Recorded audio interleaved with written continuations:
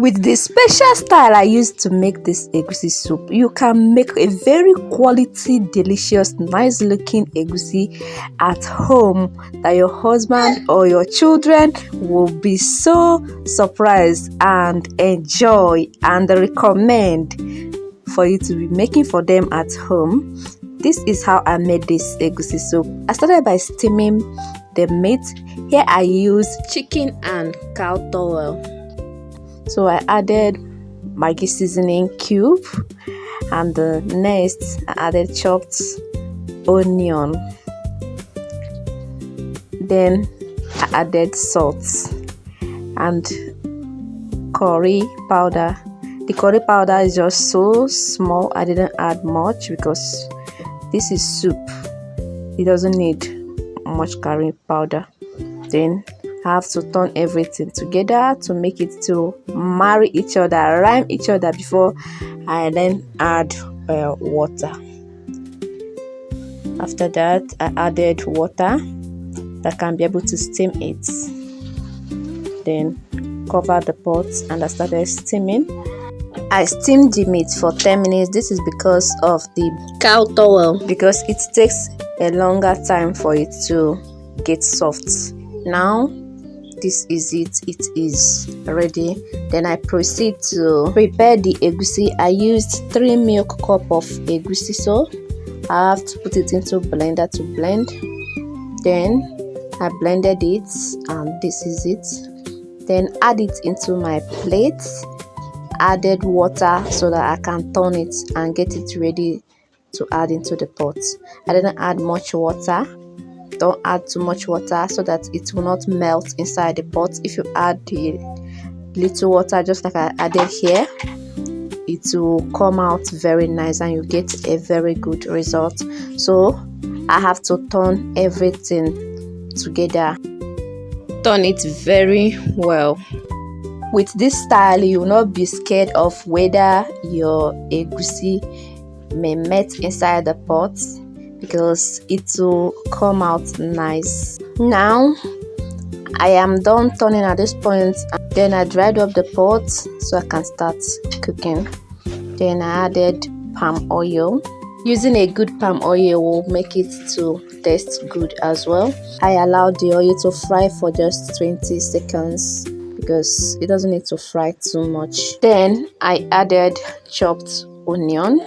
I didn't fry the onion too much. I just fried for just 10 seconds. This will make the onion to just be at a moderate frying rate. You don't need to fry the onion too much, neither do you need to fry the oil too much. All of them are just moderate. Then after that, the next I added water, just small water. I didn't add too much water. Then I started adding the egusi. I am adding it small, cutting them to add inside the pot, just like as you are seeing here. As I've added it like this, I'll allow it to cook and fry at the same time. This style is actually so special and it come out very nice. So I have to cover the pot and allow it for just 5 minutes. After 5 minutes, I'm back, opened it so that I can proceed.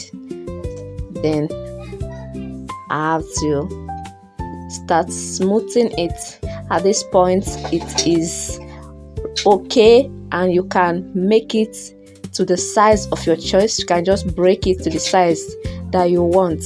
If you want it to be very lumpy, too lumpy, then this time you can achieve it. Any size of your choice that you want the egusi, now it is time for you to achieve it. For this particular soup, I just want the egusi to have just moderate size. If you want it to be very lumpy while breaking it like this or smoothing it, you just don't need to smooth too much. So just make it at the size of your choice. I am done smoothing it and I added the meat stock together with the cow towel. added it first because it takes longer to get done. Then I have to turn it and then add more water so that it can be okay, because I know the chicken stock alone is not enough. Then I added Maggi seasoning cube. Now it is time to add fish. Then I added the stock fish I used and turn them together as well.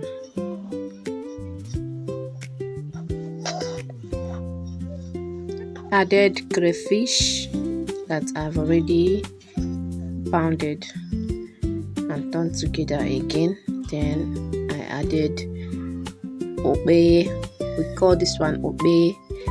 Some people also call it oba. The English name is locust beans. It is popularly known as iru. You don't need to mix it because it gives it a very good taste. Then I added grounded pepper. I use grounded pepper for this, but you can use fresh pepper because grounded pepper is the one I have now. I added salt. I didn't add too much salt because I've already used salt to steam meat, and I don't want salt to be too much, just moderate. So after this, I proceed to process the bitter leaf. I used bitter leaf and ugu leaf. Now it is time to process bitter leaf. I boiled the bitter leaf.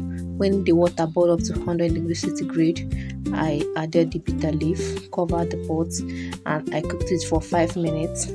After 5 minutes, I came back to check it. Now I have to sieve out the water from the bitter leaf and make it ready to be used for the soup. I'm already done processing the bitter leaf. Then I added it into the pot.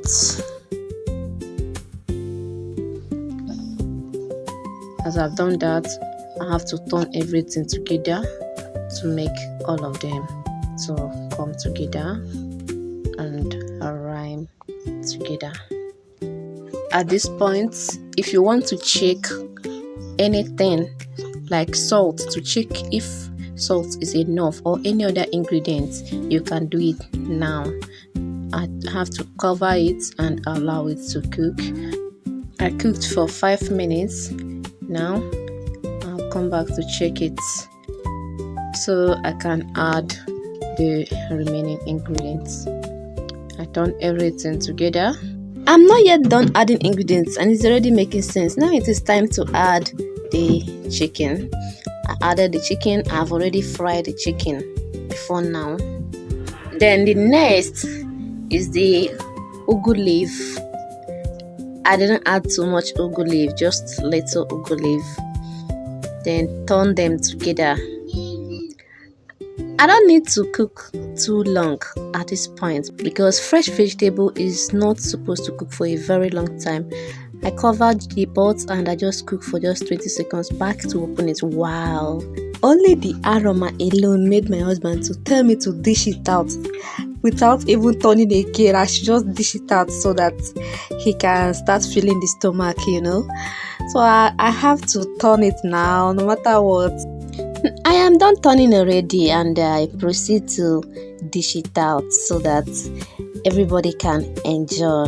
If you love my cooking style, you can give me thumbs up and drop your observation in the comment section. Thanks.